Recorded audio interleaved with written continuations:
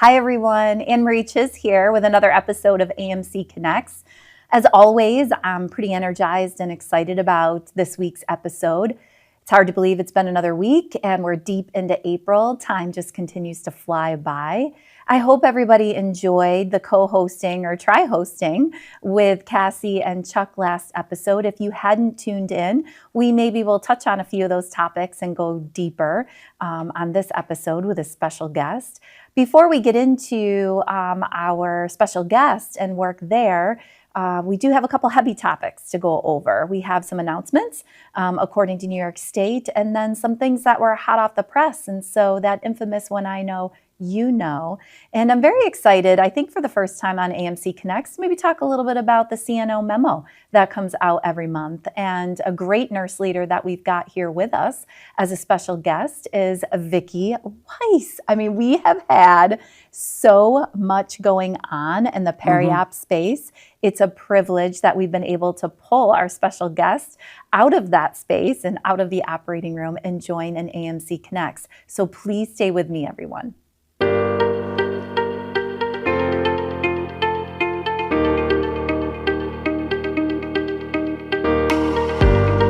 Welcome back. Well, that was a fast introduction, everyone. We got to introduce our guest right at the top of the episode. I hope everybody's enjoying the new setup. Chuck continues to perfect it. We did have a mailbag statement at last episode. Thank you again, Kristen, for giving us a little bit of feedback. Keep it coming, everyone. Well, with that, we did announce last week, dear colleagues, the New York State Department of Health has announced that influenza is no longer considered prevalent for the 2025-2026 season. Hooray. Love hearing that we have less illness in the community. As a result, the masking requirement for unvaccinated healthcare personnel is no longer in effect. Thank you, everyone, for continuing to adopt and stay in tune to our policies and procedures and making sure that we do not transmit unnecessarily or unpreventably any illness or sickness. While this marks a positive shift following our lower influenza activity since peaking in late December, it does not change our responsibility to consistently apply infection prevention practices across all healthcare settings. We are asking all staff members to remain vigilant, practicing proper hand hygiene before and after every patient interaction, adhering to standard precautions with every patient every time, utilizing appropriate personal protective equipment based on clinical indications. So please stay in tune, everyone, and making sure that we are vigilant. Thank you for that announcement, Cassie and Katie, for staying in tune every day, every week with what's going on out there. Well, shifting a little bit, you may hear, or you may not, Rome Health, myself, on behalf of Rome Health, was invited to a roundtable that Assemblywoman Marianne Buttonshaw put together in Albany this past week. And it was really a very important topic with youth in crisis, really working hard to talk about systems issues across communities, and of course representing Oneida County and some of the challenges that we face with youth mental and behavioral health illnesses and how they present into the health system, or maybe not soon enough. So it was an honor and a privilege to be invited to that. I was joined by Cameron, our social worker, who's just an amazing clinical leader in this space, and she currently serves in the emergency department and does a variety of different other pieces of her expertise in giving back. But we certainly have had a number of challenges facing our emergency department and healthcare network, just like maybe many others across upstate New York. Just some fast facts for you. Emergency department behavioral health visits in 2024 in the age range of 6 to 17 was 189 in 2024 and 199 in 2025. And the challenges are really significant because many times these youth spend more time than they or we would like to see in terms of that episode when they approach the emergency department. So that was a big part of the discussion. Some of the system barriers that we face are access to care, limited availability for youth behavioral health and substance use services has emerged. Even though there's been great work being done in the region, more work still needs to be done.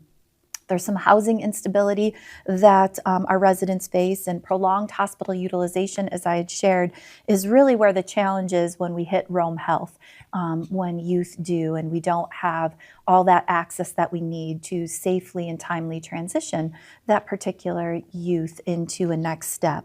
There are some regulatory barriers that have really emerged as prominent with this particular issue. Nicotine use disorder is something that the schools and other settings are sharing is really kind of a foundation and a catalyst to some of those challenges. And people may not realize that even though Rome Health has a community recovery center, programs such as Rome Health's, our CRC, outpatient clinic cannot admit youth when nicotine is the sole or primary diagnosis, so that we were certainly advocating for that to be considered and reconsidered as people go into the future. There were a number of policy recommendations. We can certainly highlight those, but again, we're grateful to be at the table with all the other agencies that are working so hard to care for this particular population. We wanted to make sure in those policy recommendations that strengthening care transitions is a major effort into the future, that we would have warm handoffs for this particular youth population that we're caring for, that we would invest in workforce and transportation activities, some incentives for rural behavioral health providers to be able to have some more support there, and some targeted regulatory adjustments. Allow, for example, like the other topic, nicotine use disorder to be treated as a primary diagnosis in outpatient settings. That was just a few. But just recently in our county, there was a serious concern that was publicized regarding a youth in crisis and how that had escalated. So we certainly had highlighted that and underscored, and are again thankful for the Assemblywoman and any of our elected officials to hear more in depth about this particular crisis in Oneida County and what we can do together to be able to move forward. Well, as promised in the introduction, shifting a little bit, it's a heavy AMC Connects, but again, making sure that for me with communications, when I know something, you know something as quickly as possible. You may or may not have seen an article published in the OD, and I believe it had a prominent spot in that particular publication where Rome Health was cited as one of rural hospitals that are challenged economically and financially in terms of the way we provide services. Thankfully, here at AMC Connects, I've talked, I think, since the beginning of the year, right, Chuck, on the challenges associated with our financial situation, given how we're positioned. Yeah, absolutely. Yeah, Chuck always backs me up because he's with me every 100. episode, everybody. We're always together. We're always together. It's great. Not to provide too much levity with this particular topic, but we did send out some messaging. We did not know about this publication or where the origin of it would be. But again, thankfully, we've been talking about a lot of our challenges in the way that we're positioned in healthcare at Rome Health. But just to be a little bit clearer, what was published is, Dear Rome Health colleagues, you may have recently seen the media coverage identifying Rome Health as one of several New York hospitals considered at risk due to Medicaid cuts outlined in H.R. 1. We understand that headlines like these can create some uncertainty, and we want to provide important context and reassurance. The analysis cited in the article reflects historical data from 2022 and 2024 that was conducted by an external advocacy organization. While it highlights real pressures facing hospitals across the state, it does not fully capture the proactive steps Rome Health has already taken and continues to take to strengthen our organization.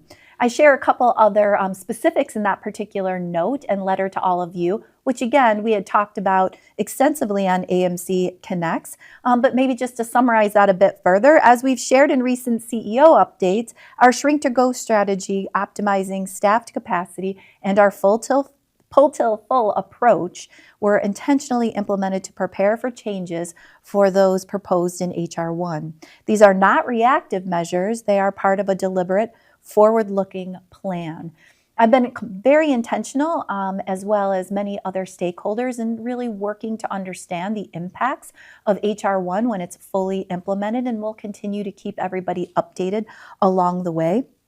So again, when I knew something, really wanted to make sure that you all had some information that was coming through communications. To give a little bit more depth, when we unpack that a bit more, there was an article that was sourced from another article nationally. On July 4th, it reminded us that President Trump had signed a Republican budget reconciliation package into law that will decimate affordable health care for millions of Americans and risk the closure of rural hospitals.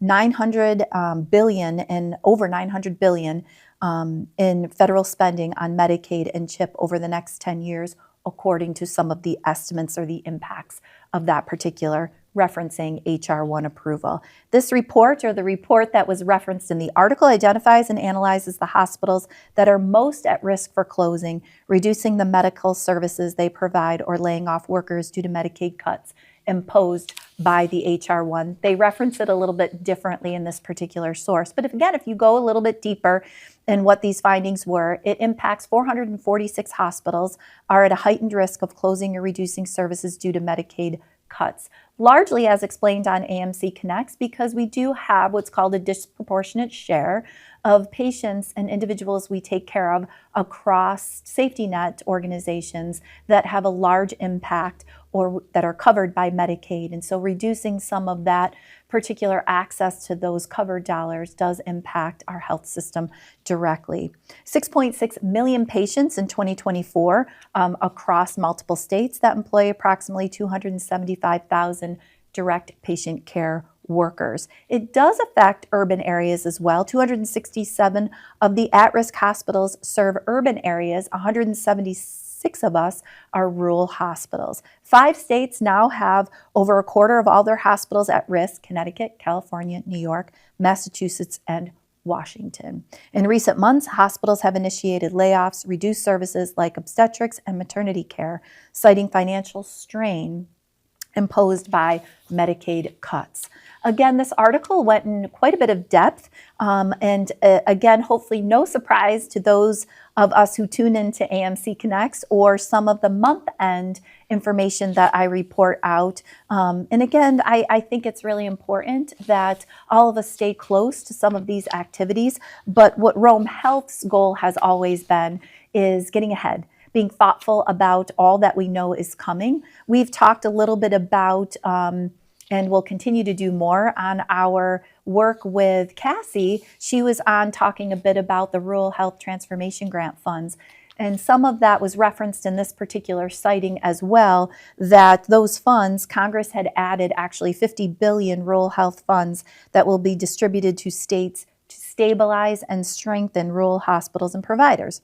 However, what's cited in the article, while the fund may provide a cushion for some rural hospitals, there is a significant uncertainty about whether it will be enough to shave off closures. $50 billion is a little over 1/3 of the estimated losses of federal Medicaid funding in rural areas.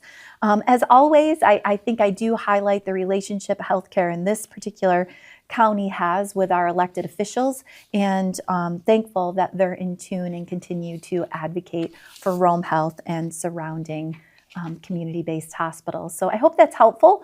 As always, use the mailbag, or you can email Chuck and I directly if making sure we lean into those articles that get published in the media is helpful for everyone. Shifting again, very excited to be able to highlight the CNO memo. Our Chief Nursing Officer, who is really an exceptional nurse leader, serves us well and publishes a monthly newsletter. And in this particular newsletter, she does highlight a few cool things. We've talked a little bit about on AMC Connects, virtual nursing, and there's a virtual nursing update in her CNO memo. There's a skills fair coming up, which is great. We also have Nursing Week activities coming up, which very thankful for the Nursing Day Committee and Week and Ashley to be able to have all of us, regardless of our background, serve and celebrate Nurses Week or during Nurses Week. Ashley also highlights some of the great work that's been done regarding nursing across the network to decrease our turnover rates in 2025 and 2026. And we're seeing some great impacts there. And she does, this is fun because she is fun and our nurses are, entered to win a gift card. In the most recent update, she congratulates Lisa Davis on being the winner of the March CNO memo gift card drawing, and to be eligible to be entered in to win the April CNO memo gift card, please respond to the memo. And following the correct answers, I think Ashley puts in some questions and answers in there. I'll have to ask Vicki if she's ever participated in sending out answers to those questions, but really neat idea to make sure people are maybe incentivized a little bit to read her memo. Really, really neat. But what's also a part of the memo is the latest and greatest continued shrink to grow plan and great transformational work in our peri-op services. And so back to our special guest, which I'm excited to be able to have a conversation with, is Vicki Weiss. Vicki, thank you for being on AMC Connects. Thanks for having me. Really appreciate it. Well, maybe because I signaled it a little bit, have you ever responded to the CNO memo? Yes, I have. You have? Mm-hmm. I didn't get a gift card, though. I was just going to ask, like, what's up with that? I think she chose too many. Sure, I got it. Well, I'm proud of you for thank you. Yeah, participating. I think that's in all seriousness. I think part of the strength of nursing at Rome Health is that everybody leans in and Definitely works hard to stay connected, right? I was pushing people to read it so they could get a gift card. Thank you. Can't get them to read things, so Yeah, I know, because there's a lot. well, incentivize and Yeah. So peri-op services. that's amazing. Amazing. It's been through so much. I mean, we were talking a little bit about before we started to air that this time last year, did you ever think we would be where we are today? Not at all. Wow, right. It's amazing. It was all drawings, schematics that I can't read. Yes. And I now always you have a hard time with those too. I might know where there's a bathroom, but Yeah. it's amazing how it all just appears Yes. behind these portable walls and doors, and then it's there. It's amazing. If I can dig a little deeper, like, did you have doubts that we would like actually open? Get here and then open. What were you thinking? Did you doubt me? I never doubt you. truthful. No, I don't doubt you. No, but things happen. Yeah. Yeah. So you don't count your chickens or your eggs or whatever that thing is. Don't count your squirrels or whatever. Sure. Chickens before they're hatched, right? Yeah, Help us count your out, help us chickens out. before they hatch. That's right. Is that Chickens what it before is? they Don't hatch. put all Yep. your eggs in one basket. Yep. Yeah, you got it. Yeah, you want it to, Yeah. but sometimes you don't want it so much that you're disappointed if something doesn't happen. So you're excited, and then it's even just more exciting Yeah. when it does happen. Well, you were absolutely a pivotal leader. I mean, of getting it from concept to those drawings to probably what matters most to patients and doctors and our workforce is actually appreciate opening. that. I mean, like, you were an absolutely essential, pivotal leader. I appreciate that. Yes, how did you do it? You're building a dream. I've worked in the old OR for 15, 16 years, and we'd kind of outgrown the space. It's still home. When we first moved, it was hard. Yeah. You miss that. But we had gotten so much more advancement, technology, bigger surgeries with equipment-wise, that we just needed the environment and space to match that Yeah. so that we could be successful. We would have done it in the old space, just would have made it very difficult. Right. It was really kind of deteriorating the bigger cases we were doing and the complexity, right? Yes. It was like almost like you're going to spill out into the hallway. Yeah. We didn't, but that's how it felt some days. Sure. Yeah. Sure. What was the best, you signaled this a little bit, but what was the best from old to new? And what was the worst part of the journey over the last year? What was the hardest? The best and the hardest? Change is hard Yeah. for people. A lot of people were very upset when we first moved, both times. But they just have to go with it. And they're all getting the hang of it. Now they can't. You miss the old, but they're embracing the new. Sure. It's almost like what was so hard, you all as a team, I've said this since I knew you and knew our operating room team, had like perfected in an artful way the challenges associated with what we were doing in our perioperative space, right? Yes. And so there's a part of that that was almost like by design, organically. Yes. That's It how was it's- a dance. It was a dance. and it just got to be a lot. But Yeah. thankfully, we have bigger space to dance in. Yeah. I think one of the questions people always wonder too is like real deal. And you're like prepared to better than anybody else. Like the community's asked me a lot, like what did our surgeons think? How are our surgeons doing? Our quality doctors are just so important to the community and the region. How's it going for them? I think they're enjoying the space. It's making their jobs easier. It's making our jobs easier, which in turn makes their job easier. Sure. And the patients are happy. You know, you see this big new space and the new technology that you thought you couldn't get here in Rome, but you can. So it's all one big bundle, and it all reflects on each other. Yeah, it's great. Now, I think I had talked about this a little bit, like softly in some of the meetings before we opened up. And I love this about you, by the way. I feel like you remember everything. Not always. Okay. I have a lot of sticky notes. Well, I have been through a lot of projects in healthcare, and I think I must have said a couple times, well, one of the things we have to watch out for is with that change, because, I mean, the lift is truly on clinical and support services, like the daily life, right? That there could be a lot of turnover. And you in particular have worked so hard through pandemic years and like tons of change of really retaining an amazing team. Thank you. And so I was worried about that. And I remember talking about it. Well, fast forward like 6-9 months, I heard this beautiful, still small voice from the back of a leadership room that said, what, Vicki? We didn't lose anyone when we opened. Yes. Not a single person left because of the build and the change. Tell us how you did it. We're a team. I think one of the biggest things is, to me, leading the team is like parenting. You have to set them up for success, and you can't micromanage them. You have to let them grow and make their mistakes, and just be there for them when they need you as backup, and to allow them to be who they are and become the best they can be. That's truly what I feel. So by building them up and keeping them together, we're very, very much a team. I mean, it sounds silly and it sounds cliche, but you work in the middle of the nights with these people, and you see them often more than your own family. Sure. We bicker like a family, have arguments like a family, but it's back to the wall. We have each other's back. And I think that's a big part of it.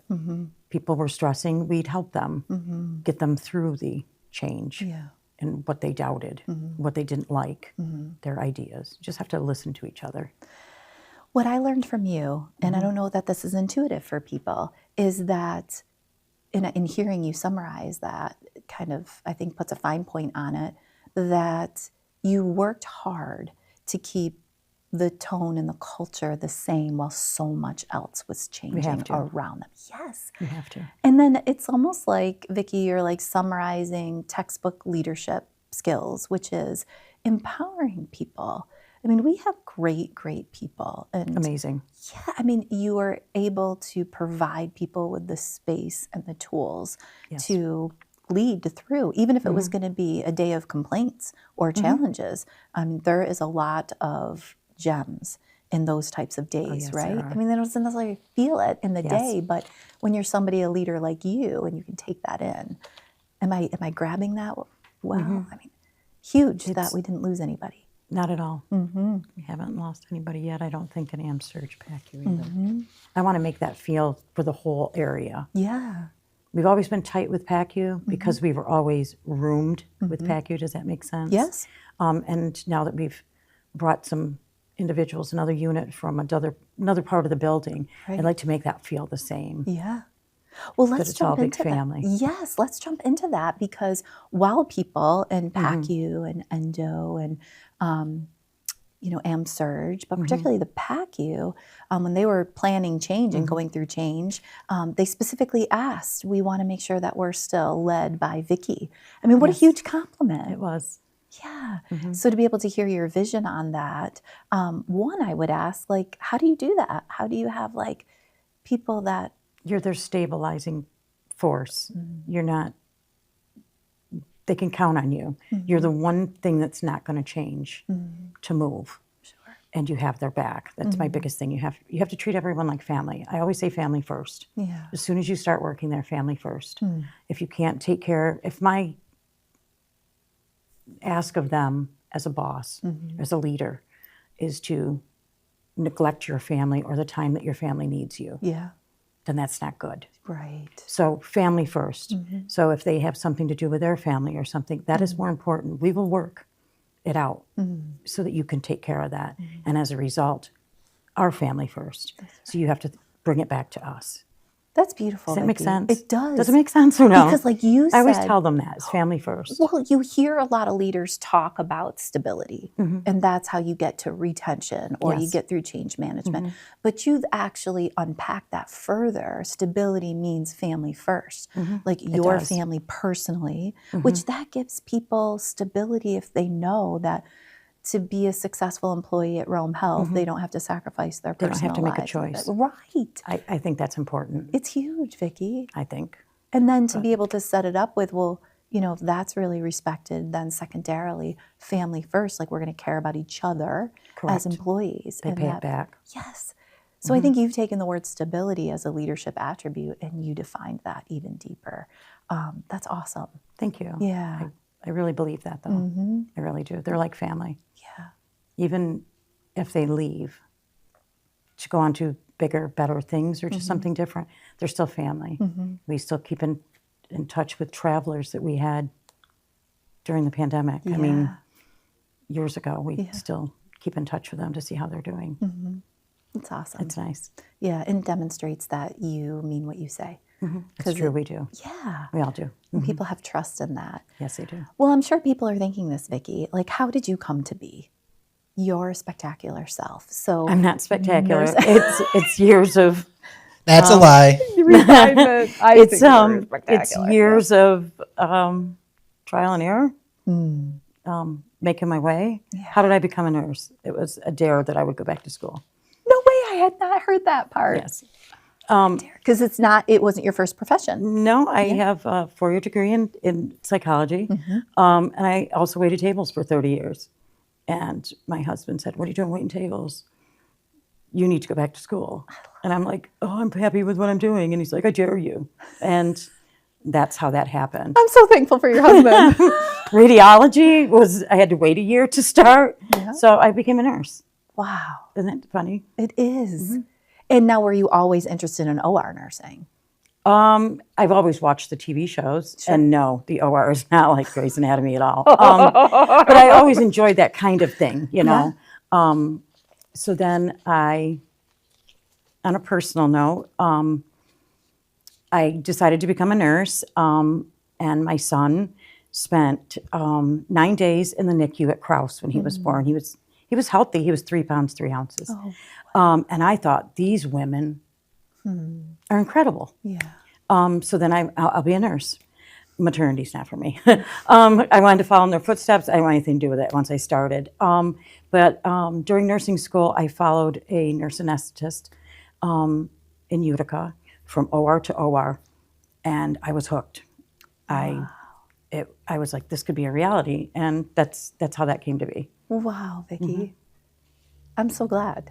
And how long have you been at Rome Health? 16, 17 years Thank you for that. as a GN. I started right at Rome. So you're a believer. Yes, I left and came back. It's awesome. I left for not long. I stayed per diem, but I came right back. And you're continuing your education. Yes, I am. I just got my BSN, and I have 9 more weeks, and I have my MSN. Oh, congratulations. Thank you. Is it worth it? Yes, it is. It's difficult going back to school when you're older. I was older when I became a nurse. I was older when I went to nursing school. But it's well worth it. Good.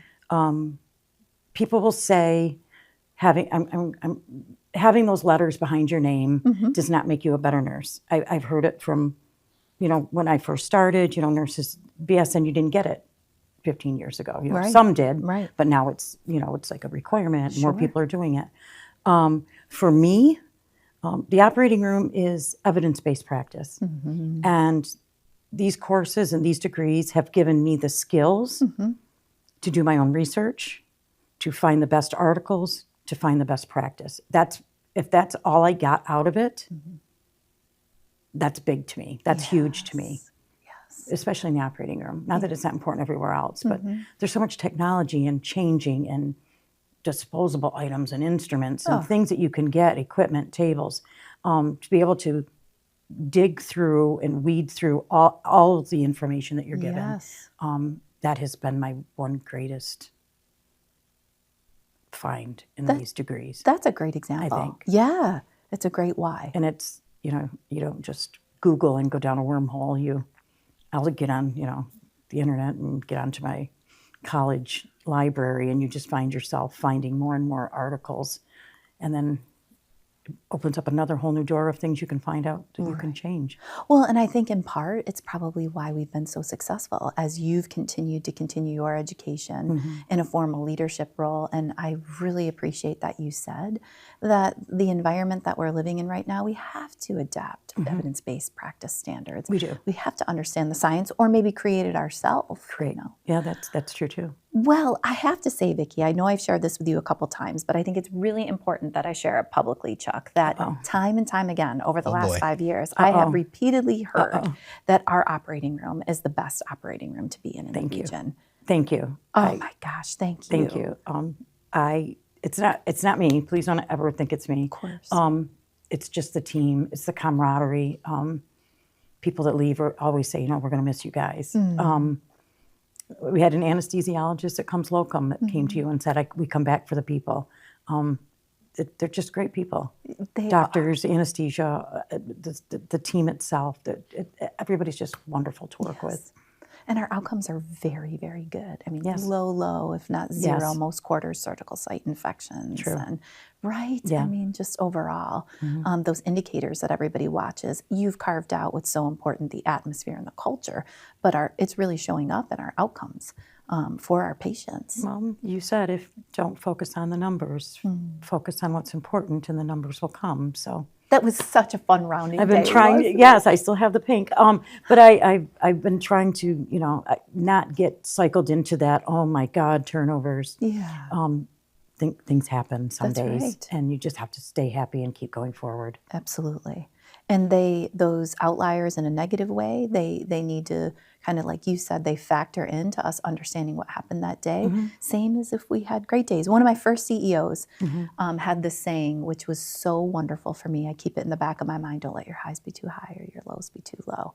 And you've done that, Vicki. You've purposed to live out this massive transformational year. It's amazing, though.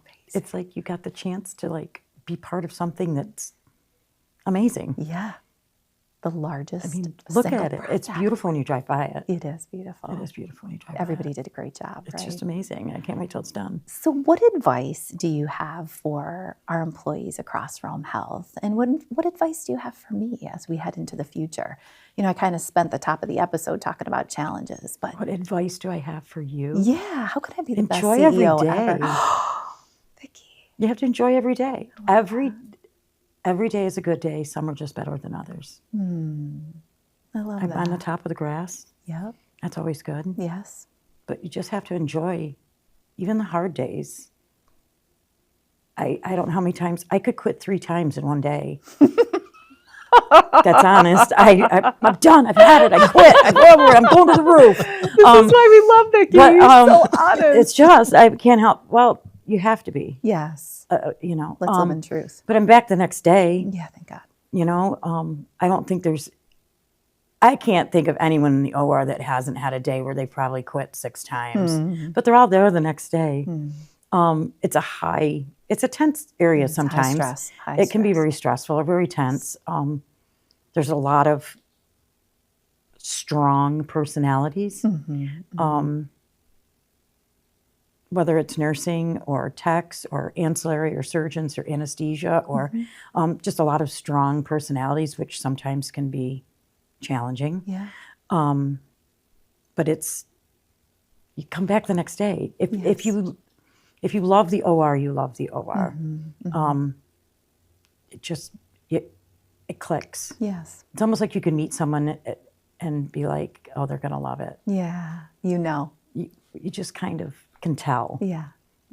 Good fit is also important when you are building a team or to keep a team. a good fit is just as important as what they can give the team. You know, way back when, Vicki, when we were doing, when I had the privilege of doing the operating assessment I was asked to do at Rome Health. Oh my gosh, it's almost been 6 years now. As soon as I met you, you were a fit. You thought I was crazy? No. A little bit touched. She was my fit. She was like my person, you know. I just really enjoyed you. It made the operating assessment, because a big part of why I was asked was because the ORs were getting busier, and with that comes different challenges. And so you were just a reason that I was really interested. Yes, in being a part of Rome Health forever. I just have to, I don't know, open. Transparent. Well, it might be nice to have a couple minutes for rapid fire then. Let's see how open rapid you fire? are. Right. I didn't study like Jody did. I know she did. Well, then the first question can be, how many AMC Connects have you watched? A lot. Or listened? Really? Yeah. What's your favorite one? Jody. Yeah. Jody, I did it. I love her. With you and Jody, I mean, have Joe a and I. special connection. Yeah, we worked together for years before we became nurses. It's so great. And been here almost the same amount of time. Okay, what's your favorite movie? Of all time. Of all time. Like one, if you had to pick one. It's always been The Big Chill.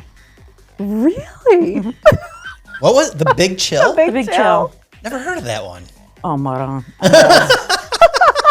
Gotta Google it. You gotta Google it. It's like a bunch of people all get Classic. together, like they've lost one of their group from college, and they all get back together over the weekend. And I used to watch it once a year and drink a bottle of Lambrusco, but now that I don't drink anymore, I just watch the movie. And you still enjoy it. I still enjoy it. Movie. Correct. I love it. Correct. So what's your favorite go-to gas station snack? Gas station snack? Yeah. What do you consider a snack? You know, I Like love pizza? snacking. Yeah. Is pizza Oh, a yeah. snack? Fast track pepperoni pizza, so the grease is running down your arm when you're eating it. Vicki, I love you. I love it. You got to squeeze it and it greases. You gotta squeeze it. Squeeze it. Squeeze It it good. greases. I Yeah, love you know, it. the pepperoni. This Yeah, is a favorite. I is a love favorite that, snack. and I love ice cream. Oh. But it's not a gas station thing. That's hard to eat driving down So the road. what's your favorite ice cream around here? Oh, well, Stewart's. That's what I hear. I love Stewart's. Yeah, go Stewart's. And they're Everybody great to says work the for, I've ice cream. heard. So they're a good company all the way around, not just selling stuff. And they're very philanthropic, we just found out. Cassie, Chet, and I are hopefully proposing to them. Think of Rome Health. But Yes. yeah, it's a little bit of a commercial. Saratoga based? I guess so. I think so. Yes, They're like very a caring. Saratoga based, right? Yes, go Stewart's. Okay. So they've ice always cream. been a good company. And Love I have that. chocolate peanut butter swirl. Chocolate. Oh, okay. Butter swirl. Okay, good to know. It has like the black cherry or blackberry. There's something he likes. I don't know if it's from them. But I don't do cherry berry, nothing like that. I don't like cherry. Yeah, I don't like soup either. Okay. Yeah. Well, what's your, this one I was like, what contest have you ever won? Contest? Yeah. I feel like you've won a lot of contests. No, I have no luck. I won a basket at one of the basket raffles. Oh, that's good. It was because A Rome Health basket. a 'cause Rome they're Health good. basket. And it was something that a colleague needed to purchase for a different event. So I gave it to her. Well, I love that you won it. I would have liked you to have been able to keep I don't something. drink. Oh, gotcha. So it was something fun. Yeah, it was, but they could have used it for yes, something else. got it. So it was amazing. You just keep paying it forward, Vicki. I got the love shot you. glass. Yeah. Okay. So another one, because I feel like this is one I was curious about.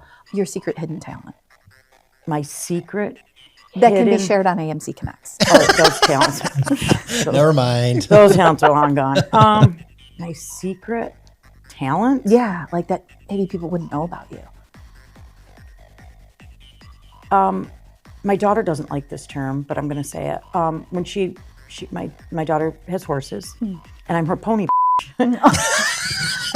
Which, like, if you're like, Sounds like a serious job. yeah, you're the groom. I'm the groom. Oh, So, like, I have, yes. make sure the horse is ready for the competition and her Yes. boots and her whatever. And she'll yell at me because she's stressed, and I know I can't yell back because it's just her nerves. And like the groom with the jockey at the whatever. Yes. But I'm bigger than they are. But She needs to. You need to absorb her show mom, stress. show mom, Show mom. show Look mom. at you. That's my gamer name. This Show is a mom. great There you go. one. Yeah. Show mom RN is one of my gamer names. Show mom RN. Yes.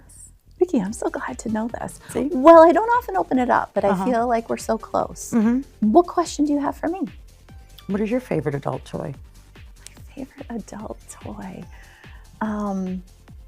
You know, this seems like really basic, and I probably, well, can I do two? Of course you can. Okay, thanks. It's your show. It's kind of our show. I really like stress balls. I really do. And if people came into my office, one of my stresses, it was actually given to me by, I think, the Wound Center a long time ago. Yes, do you remember this one? It's shaped in a way that we might not be able to share on AMC Connects, you know, to really foster. Peach. It is an excellent size. So I have to, is that okay to say? Yeah. Okay. So the stress of it really helps me if there's like a couple minutes or, you know, a couple moments throughout the day that I need to release some stress. The other is my children are all adults now. I mean, they're pretty old. And they're actually nurses. And they are still Lego lovers. And I love what they build and what they create. If they're honest, like my youngest son, for his bachelor gift, he asked for a huge Lego set. I think it was from That's amazing. That's amazing. So I just love like watching them still build and enjoy It's incredible that. what some of these people do. The Lego Masters, I'm sure they watch it. And then what was very fun for me was watching their fiancés, now wives, debate what could be in their living room and what could not. And it was like a real discussion. I think it was their first like crucial conversations they had to have. I love it. And it was very enjoyable for me because I've been stepping on Legos, Legos for for a solid 25 years. I love that. And here we are. I love that.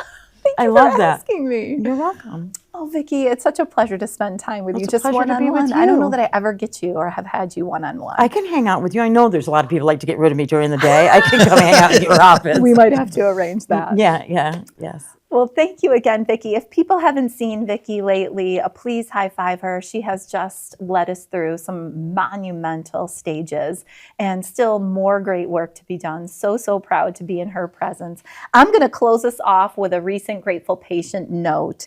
And this one is very sweet for a variety of different reasons. But hello, ER staff, doctors, nurses on the second floor, respiratory giants with a smiley face.